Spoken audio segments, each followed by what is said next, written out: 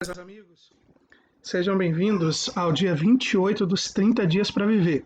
Aqui é o pastor Wagner Poubel e hoje a gente vai falar sobre pegadas, deixando uma impressão duradoura.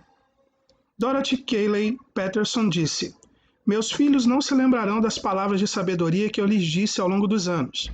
Nem os seus se lembrarão dos bons conselhos que vocês lhes deu. Mas um retrato indelével de quem você é e de como viveu está gravado na mente e plantado no coração deles."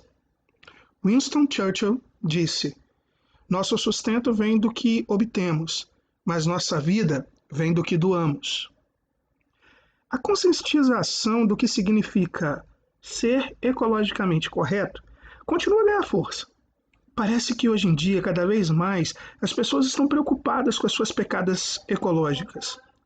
Questões importantes como o aquecimento global, a reciclagem, a dependência de combustíveis fósseis e a poluição continuam em alta, o que leva a todos a se esforçarem por deixar a menor pegada ecológica possível. Queremos ser bons administradores do planeta por causa da responsabilidade que Deus nos confiou em relação à sua criação. Contudo, na mesma medida que procuramos maneiras de diminuir a pegada ecológica, devemos aumentar a pegada espiritual. Precisamos causar a impressão mais positiva e mais duradoura possível na vida das pessoas. Para fazer isso é necessário ter um firme propósito em relação ao tipo de impressão que deixamos. Muitas vezes nossas prioridades espirituais convergem com a aplicação prática. Nunca me esquecerei de uma campanha em nossa igreja motivada pela descoberta da falta de sapatos nos abrigos sem teto de Houston. Muitas pessoas contribuíram com cobertores e comida, mas poucas perceberam a grande necessidade que os sem-tetos tinham de sapatos quentes e um bom estado. Assim, no final de um culto, compartilhei minha visão do que poderíamos fazer uma enorme diferença em apenas um único final de semana. Pedi a todos que se sentissem tocados, que tirassem seus sapatos e deixassem na frente da igreja, saindo de meias ou descalços, sentindo o chão frio, que muitos homens e mulheres sem teto sentiam todos os dias. A igreja respondeu ao desafio de maneira impressionante.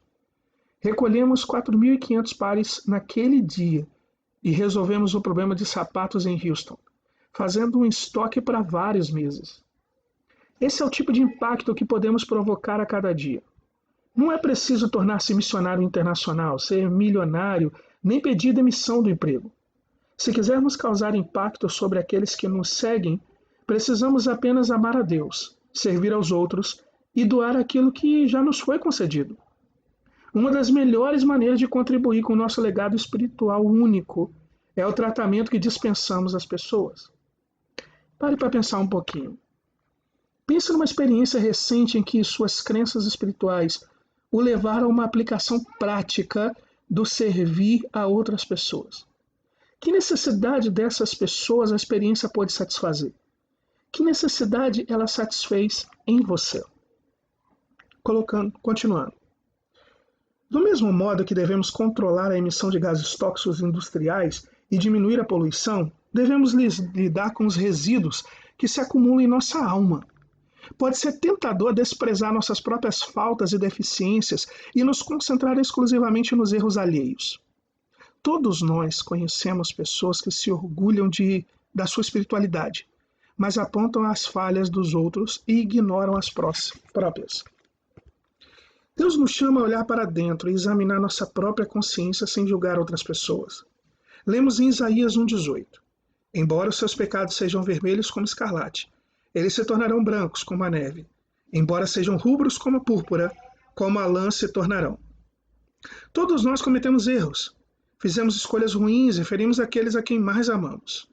Podemos tentar cobrir o lixo da alma, ignorá-lo e fingir que não está ali, mas isso não elimina a poluição que corrói e sufoca o nosso coração.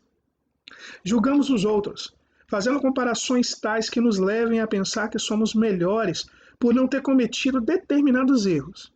Mas o pecado é pecado. Talvez eu e você tenhamos pecados diferentes na vida, mas todos eles nos colocam abaixo do padrão de Deus. Todo mundo já teve uma alma poluída, porque todos nós pecamos. A notícia transformadora de vida é que Jesus nos perdoa e nos limpa até mesmo do entulho mais oculto e o pior que seja. A maioria das pessoas que se aproxima do final da vida com as quais conversei são forçadas a enfrentar faltas, arrependimentos e erros.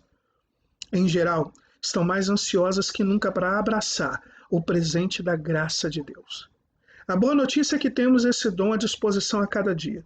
Quer tenhamos 4 semanas, quer muitos anos pela frente nesta terra. Se quisermos deixar um legado de graça para aqueles que nos sucederem, temos de começar reconhecendo nossa necessidade pessoal de perdão de Deus. Uma das melhores maneiras de fazê-lo é pelo exame diário de nossa consciência. Quando estamos em dia com Deus, impedimos que os escombros espirituais se acumulem e bloqueiem nossa capacidade de amar e de servir. Reflita mais um pouquinho então. Qual a sua reação normal ao refletir sobre seus pecados e sobre suas deficiências? Isso em geral o aproxima da graça de Deus ou o leva a um esconderijo mais profundo? Como você costuma reagir às falhas e aos pecados dos outros? Qual é a correlação entre a maneira que você vê seus pecados e os pecados das outras pessoas? Vamos continuar? Ao sentir o perdão e o amor de Deus pelo presente que é seu filho, as pessoas em geral se prontificam a pedir perdão àqueles a que feriram e estender misericórdia àqueles que as magoaram. Com a liberdade e a alegria resultantes do perdão de Deus, sentem-se fortalecidas para enfrentar alguns dos capítulos mais difíceis da vida. De fato, como Jesus explica em uma das suas parábolas, existe uma relação recíproca entre o perdão que recebemos e o que concedemos. Gosto de pensar nisso como reciclagem pela graça. Entregar de maneira generosa aquilo que recebemos de Deus. Depois que um servo endividado implora misericórdia a seu senhor pela grande dívida que tem, esse servo mantém preso outro servo por não ter conseguido pagar uma quantia muito menor do que aquele que devia ser o rei. Esse padrão duplo não funciona no reino de Deus. A Bíblia, por exemplo, nos diz: então o Senhor chamou o servo e disse: servo mau, eu cancelei toda a sua dívida, eu perdoei os seus pecados porque você me implorou. Você devia ter tido misericórdia para com seu conservo, como eu tive por você. Irado, o seu senhor entregou aos torturadores até que pagasse tudo o que devia. Assim também lhes fará o meu Pai Celestial, se cada um de vocês não perdoar de coração a seu irmão. Se julgarmos menos e confessarmos mais nossas próprias deficiências, investiremos num legado eterno, nosso caráter e seu efeito sobre as gerações futuras. Pedir perdão e admitir que ferimos alguém talvez nunca seja fácil e tão natural quanto gostaríamos. Mas se soubéssemos que não teríamos outra oportunidade de acertar o relacionamento, aproveitaríamos todas as possibilidades para expressar nossa tristeza por termos ferido os outros. Em Provérbios 28:13, aprendemos que quem esconde os seus pecados não prospera, mas quem os confessa e abandona encontra misericórdia. O ato de abrir o coração para restaurar o nível de paz que o orgulho, a ira e a pretensão roubaram de nós. É muito comum tentarmos fazer acertos com os outros sem de fato aceitar e sentir o poder da graça em nossa vida. Achamos que precisamos esforçar-nos muito para fazer ajustes com as pessoas que ofendemos e permanecemos calados em relação àqueles que nos feriram. Fingimos que nada aconteceu. Mas quando encontramos o poder radical da graça de Deus, ele literalmente transforma a nossa vida. Deus o ama como você é, mas ele o ama demais para deixar que você continue como está. O texto de Filipenses 2:13, versão Bíblia Viva, coloca a questão da seguinte forma: porque Deus está operando em vocês, ajudando-os a desejar e obedecer-lhe, e depois ajudando-os a fazer aquilo que ele quer. Nosso Pai nos capacita a viver uma vida transformada quando admitimos nossos erros e as consequências deles. A Bíblia diz que Deus dá graça ao humilde, mas ele se opõe aos orgulhosos, Provérbios 3:34. Desse modo, quando nos humilhamos e dizemos: Deus, preciso que o Senhor me dê poder para mudar, preciso do poder para amar, preciso que o Senhor me dê força para fazer as coisas que o Senhor quer que eu faça, ele nos enche com o seu poder e sua força. Cristo nos encontra em meio à nossa vida confusa, mas ele não diz: ei, primeiro mude sua atitude, depois vou pensar em amar você. Não, claro que não. A Bíblia diz que enquanto eu ainda era pecador, Cristo desceu, segurou-me em suas mãos e me perdoou.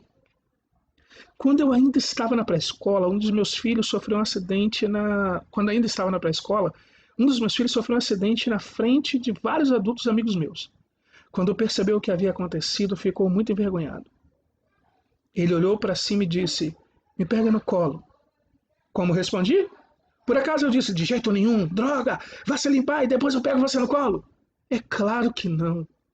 Eu peguei-o, eu segurei bem junto a mim porque ele é o meu filho. E eu o amo sem restrições. A graça me aceita como eu estou, mas a graça também me dá o poder de mudar. A Bíblia diz: porque a graça de Deus se manifestou salvadora a todos os homens.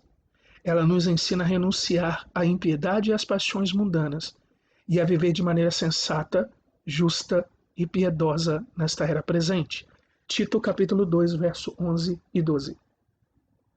Quando estamos na atmosfera da graça de Deus e nos sentimos totalmente aceitos, clamamos por mudança. Queremos conhecer a Deus e ser mais semelhantes a Ele. Se tivesse apenas um mês para viver, certamente você iria querer mudar algumas coisas na vida. O problema é que nenhuma mudança duradoura pode ser realizada a não ser que sejamos transformados e energizados pela derradeira fonte de poder, que é a graça de Deus. Não podemos esperar sair bem da vida sem ela. Não podemos deixar um legado espiritual duradouro a não ser que nos coloquemos no lugar de outra pessoa, perdoando-as como fomos perdoados. Somos troféus da graça. A Bíblia diz, portanto, aceitem-se uns aos outros da mesma forma que Cristo os aceitou, a fim de que vocês glorifiquem a Deus. Romanos 15, 7. Devemos aceitar uns aos outros e mostrar o amor de Cristo aos que estão à nossa volta. Isso pode significar que às vezes haverá uma confrontação com os outros, ou que será preciso humilhar-nos ao ponto de confessar e pedir-lhes perdão. Somente a graça de Deus nos permite esquecer as feridas do passado e perdoar os outros.